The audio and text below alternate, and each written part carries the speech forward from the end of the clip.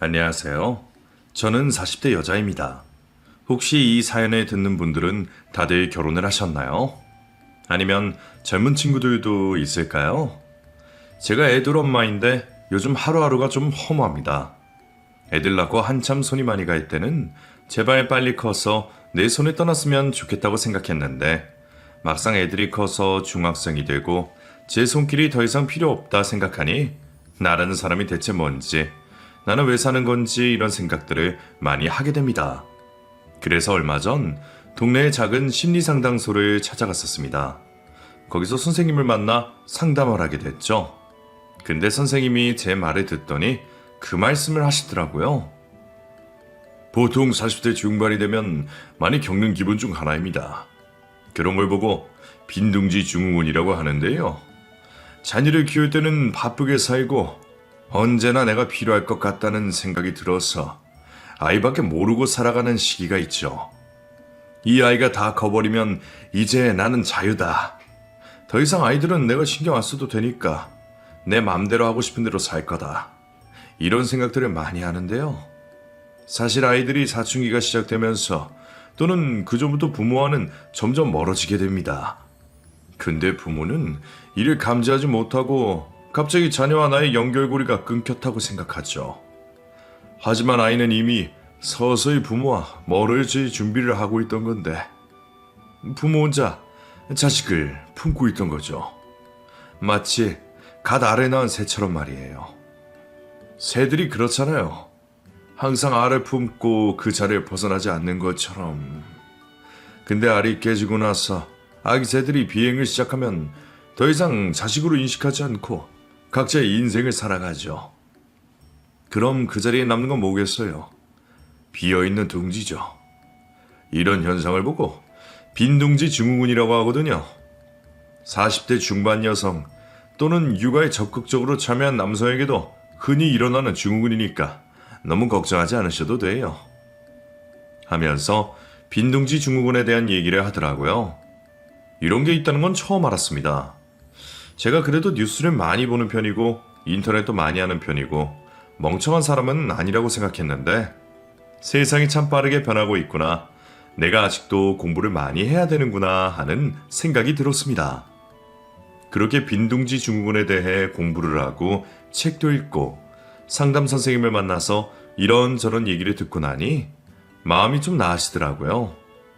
아직 애들은 어리지만 나와 자녀를 분리하고 살아가는 게 참 쉬운 일이 아니구나 싶은 생각도 들었고 한편으로는 내가 배 아파 낳은 자식들인데 좀 품에 안고 살면 어때? 하는 생각이 들기도 했죠. 그래도 애들을 제 자식이 아닌 하나의 인격체로 존중해야겠다는 마음으로 살기로 마음을 먹었죠. 제가 이렇게 혼자인 게 두려워진 이유가 있습니다. 실은 제가 어릴 때부터 항상 집단 생활을 해왔습니다. 운동을 좀 했거든요.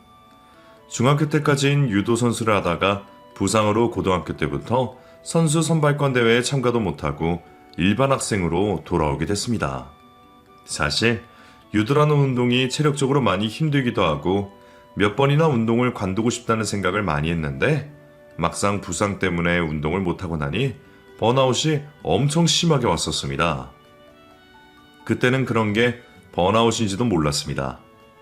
매일 방구석에 처박혀 있었고 아무것도 하기 싫은 무기력 상태로 누워있다 보니 그냥 제가 우울하다고만 생각했죠. 부모님도 처음에는 괜찮아. 운동은 또 하면 돼. 우선 치료부터 집중하자. 그래야 너도 다시 일어날 수 있지 않겠어? 하고 저를 위로해 주셨습니다. 근데 그게 생각처럼 쉽지가 않더라고요. 그 당시 제 나이가 고작 16살이었고 같이 운동을 하던 친구들은 전부 선수 선발권 대회에 나가서 자기 할 일을 열심히 하고 있는데 저만 도태되는 것 같다는 생각이 들었습니다. 저는 그렇게 어린 나이에 우울증이 와서 약물 치료를 하며 하루하루를 버텼습니다. 결국 고등학교를 진학하지 못했고 검정고시를 보게 됐습니다.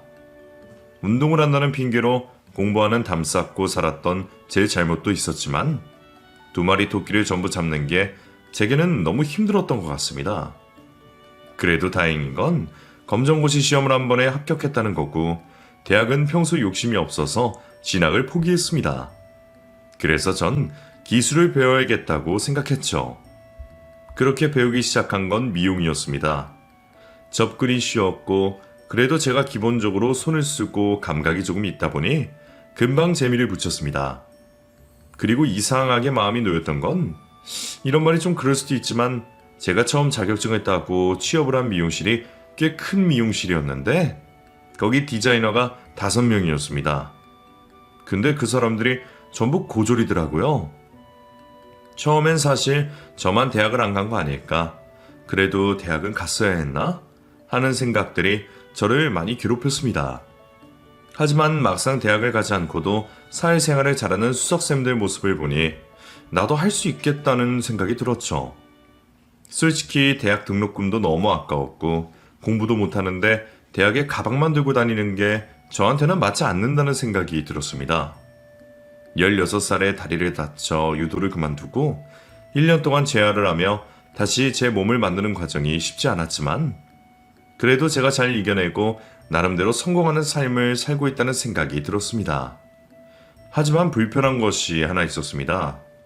어린 시절부터 늘 짜별머리만 고수하던 제가 미용실에서 일을 하면서부터는 머리를 길러야 했습니다. 막내야, 네가 지금 운동을 하다 와서 긴 머리를 하는 게 어색할 수 있는데 여기서는 달라. 머리가 좀 길어져야 사람들이 염색도 하고 매직도 하지 않겠어? 너도 알겠지만 커트는 돈이 안 되잖아. 네가 그렇게 짧은 머리 하고 있는데 그 짧은 머리가 잘 어울리면 사람들이 다 커트만 하지 누가 시술을 하려고 하겠어. 간단한 커트는 기르면서 우리가 쳐줄 테니까 이제부터 머리 기르자. 알겠지? 하고 제게 말을 하더라고요. 제가 평생 긴 머리를 해본 적이 없어서 그렇지 저도 긴 머리를 하면 잘 어울릴 것 같다는 생각이 들었습니다. 그러고 보니 정말 어릴 때는 엄마가 바쁘다는 이유로 제 머리를 남자같이 잘라버려서 여자아이를 키우는 집이지만 그 흔한 머리끈, 머리핀 하나가 없었고 초등학교 고학년이 되면서 운동을 시작한 이유로 긴 머리나 단발머리는 해보지도 못했던 기억이 납니다. 그 후로도 긴 머리가 불편해서 또는 어색하다는 생각이 들어서 한 번도 해본 적이 없는데 어쩌면 이게 저한테는 기회일 거라는 생각이 들었죠. 그렇게 저는 머리카락 기르기에 도입했습니다. 근데 이게 생각보다 쉽지 않더라고요. 특히 단발머리로 접어들었을 때는 이걸 어떻게 하면 쳐버릴 수 있을까? 그 생각뿐이었습니다. 하지만 주변에서는 머리 기니까 너무 이쁘다. 진짜 좀 기르지? 남자들이 보면 껌뻑 넘어가겠어. 하며 저를 놀리더라고요. 솔직히 관리는 힘들었지만 그래도 예쁘다는 말을 들으니 기분이 좋았고 이상하게 머리를 기른 이후부터는 친구들이랑 술자리에 가거나 길을 걸을 때 몇 번씩 제 연락처를 물어보는 남자도 있었습니다. 사실 짧은 머리일 때는 한 번도 경험해보지 못했었는데 이미지가 달라지니 사람들이 관심을 보이는 것도 신기했죠. 그렇게 2년 정도 일하고 나니까 머리가 가슴까지 자라더라고요. 묶어도 마음에 들고 풀어도 마음에 들고 염색도 했습니다. 머리가 길어지니 남자친구도 처음 사귈 수 있게 됐습니다. 하지만 첫 연애라 그런지 정말 많이 서툴렀던 기억이 납니다. 남자를 어떻게 대해야 하는지도 스킨십을 어떻게 하는지도 몰랐던 저는 모든 게 조심스럽고 서툴렀죠. 하지만 저보다 5살이 많았던 그 남자는 저를 잘 리드해 주었습니다. 그 사람과 꽤 오래 연애를 했던 기억이 나네요. 3년 정도 만난 것 같습니다. 그런데 그 사람은 장점이 정말 많지만 단점 하나가 너무 강력했습니다. 다른 것보다도 그 사람은 여자친구가 너무 많았습니다. 직장도 여자들이 많은 곳에서 일을 하기도 했는데 남자가 그 사람 포함 둘밖에 없었고 매일 일 때문에 전화 오는 사람이라고는 하는데 얘기 나누는 걸 들어보면 무슨 일이야? 나 지금 바뀌지. 여자친구랑 있어? 내 여자친구? 바꿔달라고? 웃긴다 자기. 무슨 내 여자친구를 바꿔줘. 하면서 말을 하곤 했습니다. 처음에는 그 말을 듣고 전화를 끊자마자 자기? 누구야? 하고 물었더니 깜짝 놀라면서 우리 팀에선 그냥 다 호칭을 자기라고 해. 누구씨 이렇게 부르는 건 좀 그렇기도 하고 나보다 어리니까 호칭 생각하는 게 좀 애매하더라고. 그래서 그냥 다 자기로 통일했어. 그런 의미의 자기 아닌 거 알잖아. 뭐 이런 걸로 신경 쓰고 그래. 하면서 오히려 저를 이상한 사람으로 몰아붙이더라고요. 하지만 뭐랄까, 촉이라는 게 있잖아요. 뭐랄까, 좀 느낌이 쎄하더라고요. 회식을 한다고 하면 여자들 목소리가 많이 들리고 술자리에서 전화를 많이 하기도 했는데 항상 오빠 먹어 좀. 오빠가 먹어야 우리도 먹지. 하는 소리가 저한테까지 다 들리더라고요. 초반 연애 1년 때는 저도 쿨한 척 하느라고 그냥 참고 넘기고 말 안 했는데 이 사람과 연애가 길어지면서 그냥 제가 참자라고 생각했다가 결국 못 참고 터져버리고 말았습니다. 그 사건이 일어나고 말이죠.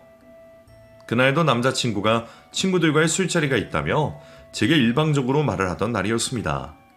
그런데 이상하게 그날은 남자친구를 술자리에 보내기 싫더라고요. 오늘 금요일 저녁이고 나도 일이 일찍 끝났는데 같이 놀면 안 돼? 안 돼. 내가 말했잖아. 이 회식 팀장님 송별회계라 전 직원이 다 같이 하는 거고 나만 빠질 수가 없는 거. 이 팀장님이 내가 힘들 때 진짜 많이 도와주신 분이야. 그 팀장님이 뭘 도와주셨는데 나보다 더 중요한 분이야? 왜 말해 그렇게 해? 내가 처음 회사 들어올 때부터 일 많이 가르쳐 주셨던 사수분이고 내가 진짜 좋아하는 분이야. 근데 어떻게 빠져? 너라면 빠질 수 있어? 하고 오히려 제게 따지더라고요. 그 사람도 여자야? 하고 물었더니 그게 중요해? 성별이 뭐가 중요해? 너 진짜 왜 그래? 나 의심하는 거야 뭐야? 내가 너한테 그 정도밖에 안 되는 사람이야? 난 그래도 너랑 만나면서 결혼까지 생각했는데 정말 실망스럽다. 내가 너한테 그거밖에 안 되는 사람이었나 보다. 하고 전화를 끊더라고요. 전 그날 그 사람과 헤어져야겠다는 생각이 들었습니다. 그리고는 집에 가서 혼자 엄청 울었네요. 근데 밤 12시쯤 문자가 하나 왔습니다. 남자친구였죠. 자기야, 이거 봐. 나랑 팀장님 송별회라서 사진 찍었는데 웃기게 나왔지? 자기한테도 보낸다. 하고 팀장님이란 여자와 볼을 대고 서로 끌어안고 찍은 사진을 보냈더라고요. 그리고는 바로 다음 문자가 왔습니다. 아, 미안. 잘못 보냈다. 실수. 늦은 시간에 잘 자. 하고 남자친구가 문자를 보냈더라고요. 그날 이후로 저는 남자친구와 연락하지 않았습니다. 남자친구는 제게 몇 번이고 전화를 하고 문자를 보내고 집 앞까지 찾아왔지만 만나지도 않았네요. 솔직히 그 사람에게 너무 실망스러운 것도 있었지만 만나는 기간 내내 여자 문제로 너무 스트레스였고 저와는 결이 다른 사람 같다는 생각이 들었습니다. 남자친구가 저와 비슷한 직종의 회사를 다녀서 말이 잘 통했던 것도 있었는데 그냥 친구로 지냈다면 어땠을까 하는 생각이 드는 걸 보니 그 사람과의 결혼은 아닌 것 같다는 생각도 들었죠. 그렇게 헤어지고 난 뒤 사실 저도 한동안 힘들었습니다. 연애 경험이 많은 것도 아니다 보니 이별도 처음이었고 이 감정이 대체 뭔지 솔직히 몇 번이나 다시 연락할까 하는 생각도 들었지만 그래도 어금니 꽉 깨물며 연락을 참았죠. 그랬더니 새 인연이 다가오긴 하더라고요. 그 사람이 지금의 남편입니다. 지금의 남편은 저희 미용실의 손님이었습니다. 단골 손님이라 얼굴은 당연 알고 있었고 어떤 헤어스타일을 원하는지도 알고 있었죠. 그리고 항상 디자이너 담당으로 저를 찾아줘서 제 전담이기도 했습니다. 제가 한 직장에서 오래 근무하는 편이었는데 그 사람도 꾸준히 저를 찾아줘서 고맙기도 한 손님이었죠. 그렇게 그날도 머리를 자르러 와서 이런저런 얘기를 나누다가 제가 이직을 준비하고 있다는 얘기를 하게 됐습니다. 여기도 좋은데 좀 더 큰 데로 가려고 생각 중이에요. 서울 강남 쪽으로 가보려고요. 거기는 손님도 더 다양하고 더 많은 스타일링 해볼 수 있어서 저한테도 좋을 것 같더라고요. 하고 말했더니 깜짝 놀래더라고요. 미용실 옮기신다고요? 강남으로요? 강남 어디요? 글쎄요. 두 군데 중에 고민 중인데. 왜요? 저 따라오시게요? 하고 웃었더니 그게 저는 최쌤이 해주시는 머리가 마음에 드는데 미용실 옮기시면 저도 뭐 옮겨야 되나 싶기도 하고 그래서 다른 선생님한테 머리 받는 제가 잘 적응이 안 돼서요. 어디로 가시는지 정해주시면 연락 주시겠어요? 하고 휴대폰을 내밀더라고요. 그땐 당연히 그런 이유인 줄 알았습니다.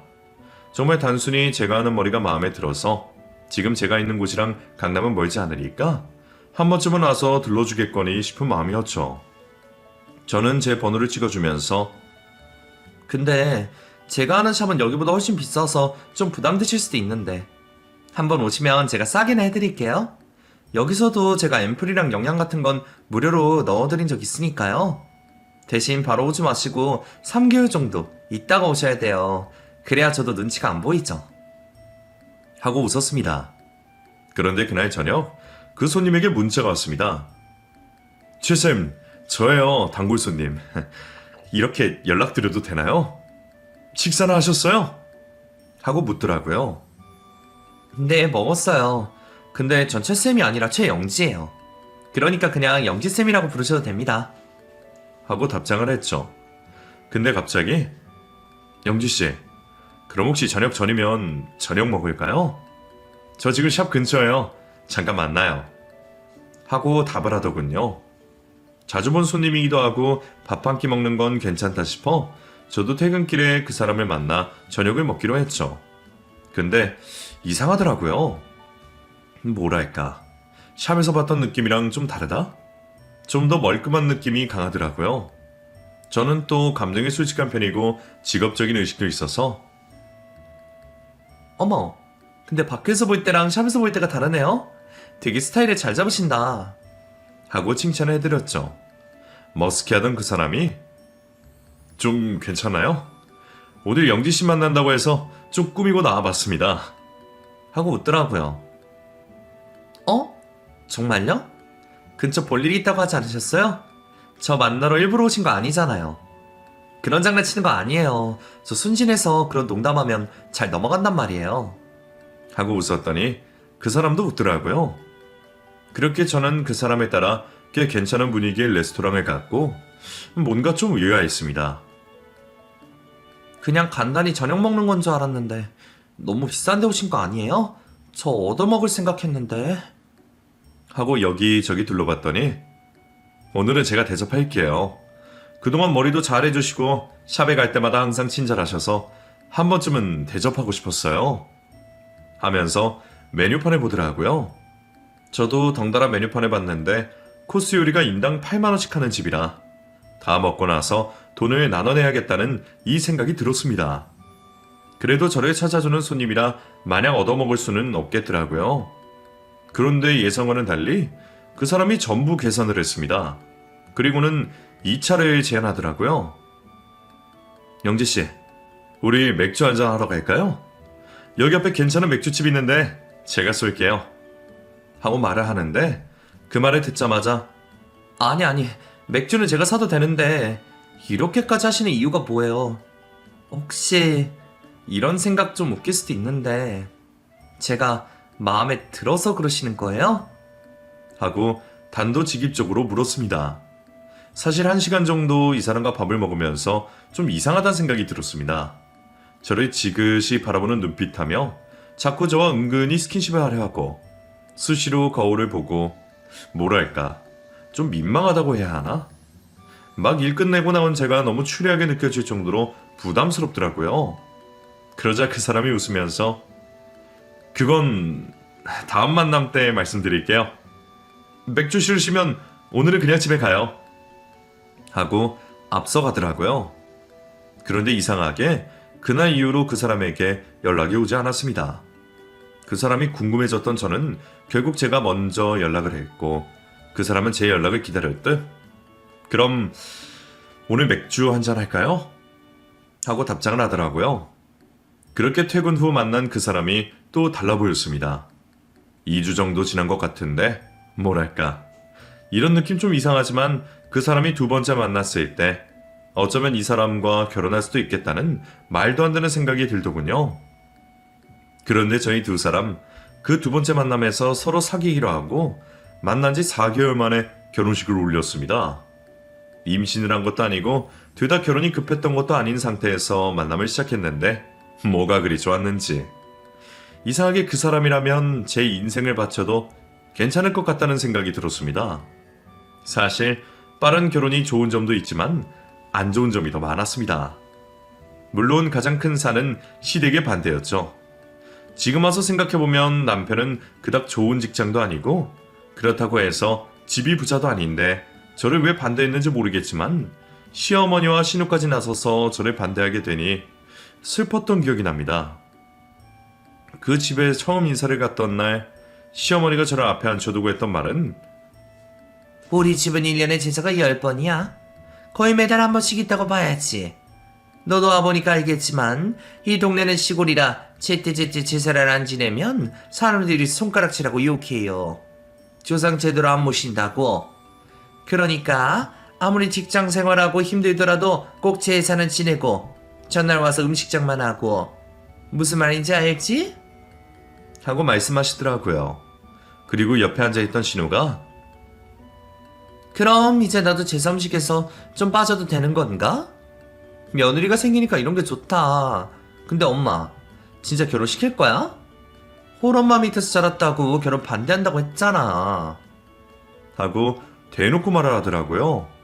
제가 결혼 준비를 하면서 가장 걸렸던 것 중에 하나가 저희 부모님의 이혼이었는데 그 점을 콕 집어 얘기하더라고요. 뭐라더라? 아빠가 바람이 났다고 했나? 그래서 집을 나갔어? 근데 엄마가 그걸 어떻게 하셨대? 그런 거 잡는 거 드라마 하나에서 봤는데 진짜 막 사람 써서 잡고 그러나? 아니면 그냥 계속 뒤만 캐는 거야? 하고 묻더라고요. 저는 그 자리에서 아무 말도 못했고 옆에 앉아있던 남자친구가 그만해. 그런 게 다 무슨 의미가 있어? 그리고 엄마도 누나도 그런 식으로 대놓고 뭐라고 하는 건 좀 아니지 않아? 나도 솔직히 잘난 거 없어. 우리 집이 부자도 아니고 나도 아버지 없는 건 똑같잖아. 근데 왜 얘한테만 그래? 우린 우리대로 알아서 결혼 준비할 테니까 참석하든 말든 알아서들 해. 하고 제 손을 잡고 일어나더라고요. 솔직히 억울하고 분했지만 이 결혼을 포기할 수는 없었습니다. 짧게 만났지만 이 사람 너무 좋은 사람이었고 놓치기 싫다는 생각이 들었거든요. 이 사람도 어머니를 어떻게 설득했는지 몰라도 결국 결혼 3주를 앞두고 인사나 하자며 상견례를 진행하셨고 별탈 없이 결혼식을 하게 됐습니다. 전 처음엔 거짓말인 줄 알았습니다. 1년의 제사가 10번이라는 말. 그냥 저의 결혼을 반대하려고 하는 말인 줄 알았는데 진짜 제사가 10번이더라고요. 대체 뭐하는 집이길래 제사를 이렇게 많이 하는지 모르겠지만 제가 신혼초이기도 하고 겨우 허락받은 결혼을 하게 된 터라 밉보이기 싫어서 저는 꼬박꼬박 제사에 참석했습니다. 가까운 거리도 아니고 차로 2시간을 달려가야 하는 거리. 왕복 4시간이면 피로가 쌓일 대로 쌓여 너무 지치고 힘들었지만 그래도 밉보이기는 싫었습니다. 그래서 전 제사 때뿐만 아니라 설이면 쌀을 싸들고 가기도 하고 계절아 바뀌어 맛있는 제철과일이 나오면 택배로 시어머니 댁에 보내기도 했습니다. 하지만 돌아오는 대답은 없더군요. 잘 먹었다, 고맙다, 잘 받았다. 이거 한마디가 그렇게 어려운 건지. 하지만 신우는 달랐습니다. 제사를 지내러 가면 항상 집에 있었는데 제가 보낸 과일을 먹으면서 야, 이거 진짜 맛있다. 여름사과가 진짜 맛있는 거 알지? 이거 우리 집에 좀 가져가야겠다. 하면서 제가 보는 앞에서 가방에 집어넣더라고요. 그걸 보고 시어머니는 싹 다 담아가라 얘. 이거 뭐 누가 먹는다고 이렇게 많이 보냈다니? 집에 나 혼자 사는데 이게 다 뭐야? 하면서 꿍얼거리시더라고요. 그 모습을 보니까 진짜 어찌나 꼴보기가 싫든지. 저도 참는데 한계가 있고 그래도 어머니께 잘해드리고 예쁨 받고 싶어서 한 건데 하나뿐인 며느리한테 해도 너무한다 싶은 생각이 들었죠. 그럴 때마다 저는 그래도 시어머니 앞에선 꾹 참고 친정에 가서 시어머니 욕을 실컷 했습니다. 엄마, 진짜 해도 너무하지 않아? 아주 자기 딸만 딸이고 나는 남이라니까?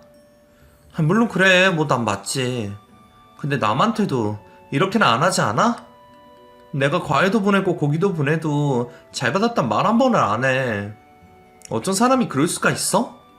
일일이 내가 업체에 확인해서 택배 잘 갔는지 누가 수령했는지 이런 걸 확인해 봐야겠어. 나 진짜 자존심 상해. 이건 좀 아닌 것 같아. 하고 엄마를 붙잡고 하소연하면 그러게 엄마가 뭐라 그랬어. 반대하는 결혼하는 거 아니라고 했잖아.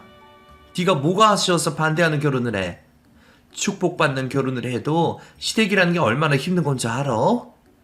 근데 네가 선택한 결혼이니까 뭐 내가 어떻게 할 수는 없다만 난 처음부터 그 집 마음에 안 들었어.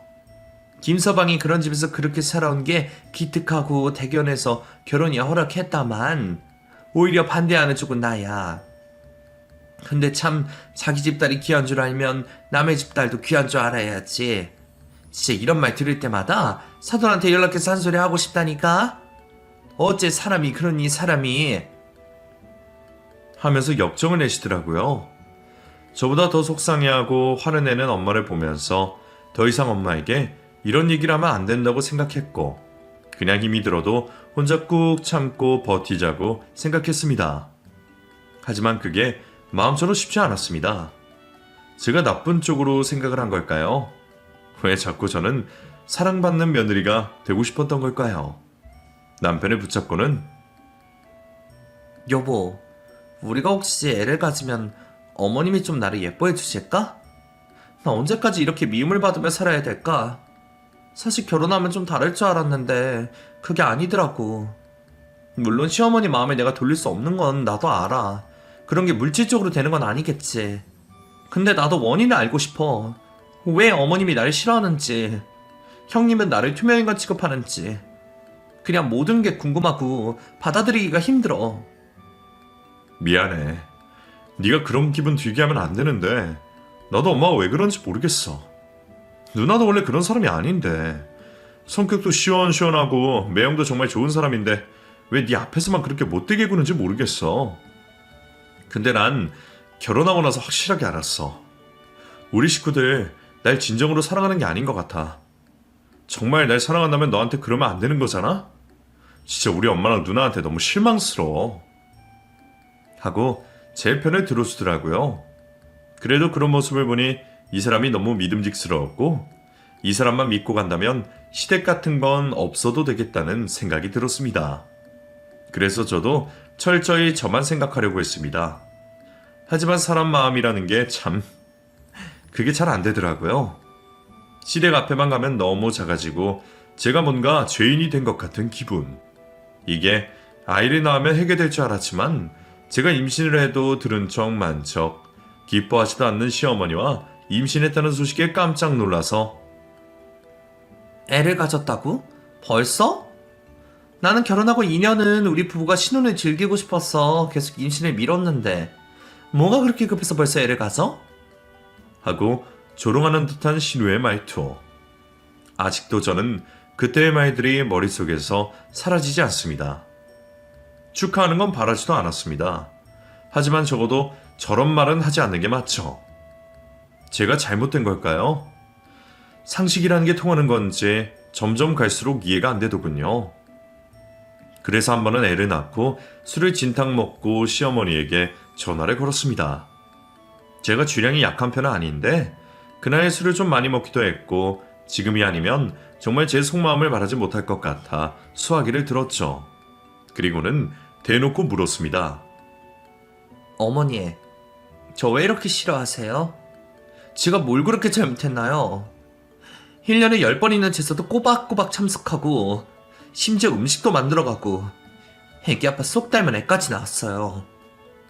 제가 며느리로 부족한 게 뭔가요? 네? 말씀이라도 해보세요. 왜 그렇게 저를 미워하세요? 하고 물었더니 당황스럽다는 듯 말을 버벅이며 내가 널 언제 미워했다고 그러니? 너 진짜 웃긴 애다. 왜 사람 나쁜 년 만들어? 너 우리 아들한테도 그런 말을 했어? 내가 너 미워한다고? 기가 막혀 정말. 아들 낳은 게 죄다 죄야. 졸지에 나쁜 년 만들어버리네? 부모 입장에서 개고생해서 아들 키워놨는데 딴 여줬다고 희죽희죽 웃고 다니는 거 좋다고 보는 부모가 있는 줄 알아? 결혼할 때 서운한 좀 내비쳤다고 지금 그걸로 나한테 이러는 거야? 너 지금 나랑 우리 아들 사이 이간질하는 거니? 하고 따지시더라고요. 그런 게 아니잖아요. 어머니, 저 결혼하고 나서도 제가 정말 잘하려고 노력했는데 어머님이 저 안 받아주셨잖아요. 형님이랑 둘이 편먹고 저 맨날 조롱하시고 어떻게 하면 제가 더 상처받을지 궁리하시는 거 아니에요? 택배를 보내도 말도 없고 맨날 형님이 다 가져가고 저 정말 말 안 해서 그렇지 상처받은 게 한두 개가 아니에요. 그거 다 일일이 말하면 밤을 새도 모자라고요. 근데 어머니, 전 이렇게 홀대받은데도 어머니 밉지 않아요. 제가 너무 바보 같을 수 있는데 전 정말 어머니랑 친하게 지내고 싶었고 잘 보이고 싶었어요. 하고 엉엉 울었습니다. 그러자 어머님이 알겠다. 그만해. 하고 전화를 끊어버리시더라고요. 그날 밤 정말 얼마나 울었는지 모릅니다. 그 후에 있는 제사는 가지 않았습니다. 도저히 못 가겠더라고요. 근데 어머님도 전화 한 통 없는 겁니다. 남편만 보내고 나서 물어봤더니 엄마 별말 안 하더라. 그리고 앞으로 그냥 당신 안 와도 된대. 음식도 많이 줄였고 그동안 고생했다고 하시던데? 하며 제사 참석 안 해도 된다고 하더라고요. 제가 너무 착한 며느리였을까요? 그 말을 듣고도 왜 그리 마음이 불편하던지. 하지만 제사를 가지 않으니 몸은 너무 편했습니다. 그렇게 한여름이 되고 초복, 중복이 지나 가을이 성큼 다가온 말복까지 왔습니다. 거진 3개월 가까이 시어머니와 연락하지 않고 살았는데 어머님에게 전화 한 통이 왔더라고요. 저는 그때 제 가게를 차려 일을 하고 있을 때라 전화를 못 받아서 다시 연락을 드렸죠. 그러자 어머님이 어쩜 너는 제사 오지 말랬다고 연락 한 통 없니? 이번 주 주말이 말복이잖아. 집에 와서 같이 밥이라도 먹어야지 않겠어? 아침 일찍 와라. 여름 잘 보내고 가을 잘 맞게 삼계탕이나 해 먹자. 하고 말씀하시더라고요. 저는 그 말을 듣고 울컥했습니다. 뭐랄까, 말투는 좀 퉁명스러웠지만 그래도 어머님이 저를 챙겨주신다는 느낌을 받았고 저는 주말에 맞춰 양손 가득 과일이랑 반찬 몇 가지를 쌓아들고 어머님을 만나러 갔죠. 제가 도착하니 형님도 집에 계셨고 어머님은 얼굴에 잔뜩 찌푸리며 어휴, 뭘 또 이렇게 많이 가져왔어. 얼른 옷부터 갈아입어. 닭 잡아 먹어야지. 하고 말씀하시더라고요. 네? 닭이요? 그걸 잡아먹는다고요? 그럼 잡아먹지. 사 먹으려고 했어? 빨리 옷 안 갈아입고 뭐해. 저기 닭이 뻔히 있는데 잡아야 되니까 갈아입고 와. 하고 말씀하시더라고요. 그런데 저는 방에 들어가서 고쟁이 바지와 다 늘어진 목 티셔츠로 갈아입고 마당으로 나왔습니다. 제가 나오자마자 어머님은 제 손을 끌고 닭장으로 가더라고요. 어머니, 저 근데 닭 잡아본 적도 없고 잡지도 못해요. 조류공포증이 있어서 보기만 해도 무서운데. 제가 이걸 어떻게 잡아요? 이런 건 전문가들이 해야죠. 그리고 요즘 닭 깨끗하게 손질해서 잘 파는데 뭐하러 잡아요? 하고 우는 소리를 했습니다. 아유, 시끄러. 넌 뭘 그렇게 닭보다 말이 많냐? 그냥 들어가서 잡으려면 잡아. 닭도 못 잡는 애가 무슨 좋은 며느리가 되겠다고 그래. 우리 딸은 어릴 때부터 얼마나 닭을 잘 잡았는지 알아? 하고 저를 타박하더라고요. 저는 가만히 서서 지켜보는 형님을 보며 형님, 저 좀 도와주세요. 저 이런 거 진짜 못해요.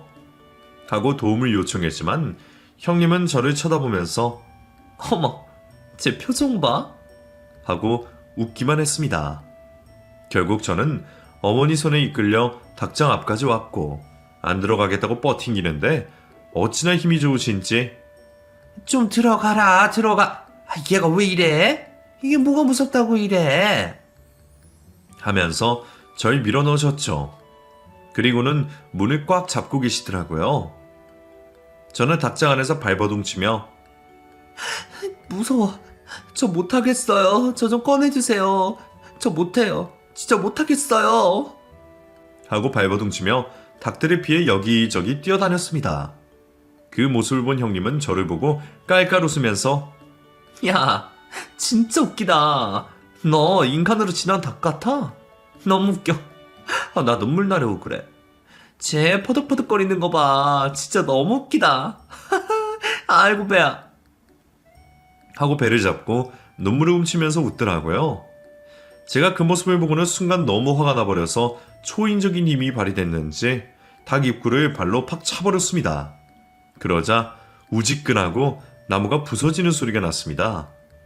어머, 얘가 왜 이래? 야, 이거 부서져. 이거 얼마짜린데? 하고 어머님이 뒷걸음질 치셨고 저는 몇 번 발로 콱콱 차댔더니 우직하고 입구 쪽 나무가 부서지더라고요. 그니까 열라고 했잖아요. 하고 입구를 박차고 나와 저는 신우 멱살을 잡았습니다. 재밌어? 재밌냐? 나 골탕 먹이니까 재밌어? 하고 제가 미친년처럼 소리쳤더니 엄마, 얘 미쳤나봐. 왜 이래? 야, 너 미쳤어 진짜? 이거 나? 이거 안 나? 하면서 발버둥을 치더라고요. 웃어? 사람이 공포심에 아무것도 못하고 있는데 웃어. 내가 오늘 닭이 아니라 네 목을 비틀어 줄게. 내가 왕년에 유도 선수였던 거 알아 몰라? 하고 신우 허리춤을 잡고 바로 넘겨버렸습니다. 야, 미쳤어. 엄마. 하고 소리를 지르며 바닥에 나뒹구는데 그 모습이야말로 진짜 가관이더라고요. 어머, 얘가 미쳤나봐. 아이고, 내 딸 죽네. 내 딸 죽어. 아이고, 내 딸 죽어. 하면서 바로 형님한테 달려가더니 괜찮냐고 다친 데 없냐면서 여기저기 몸을 만지더라고요. 왜요? 기술 한 번으로 그냥 죽을까봐 그래요? 저 이래봬도 왕년에 선수까지 했던 사람이에요. 그러니까 가만히 있는 사람을 왜 건드려요? 왜? 자기 딸이 다치는 건 괜찮고 제가 닭장에서 바들바들 떠는 건 그저 웃기고 그게 무슨 신보입니까? 진짜 어머님도 그러시는 거 아닙니다. 제가 뭐라 그랬어요? 잘해보고 싶다고, 형님이랑도 잘 지내보고 싶다고 말씀드렸죠. 근데 이게 뭡니까? 제가 지금까지 참았으니 망정이지, 저 안 참고 바로 다 뒤집어 엎었으면 당신들 다 끝장이야. 알아? 사람을 얕잡아 보는 것도 정도 것이지. 나도 우리 집선 귀한 딸이야. 이거 왜 이래?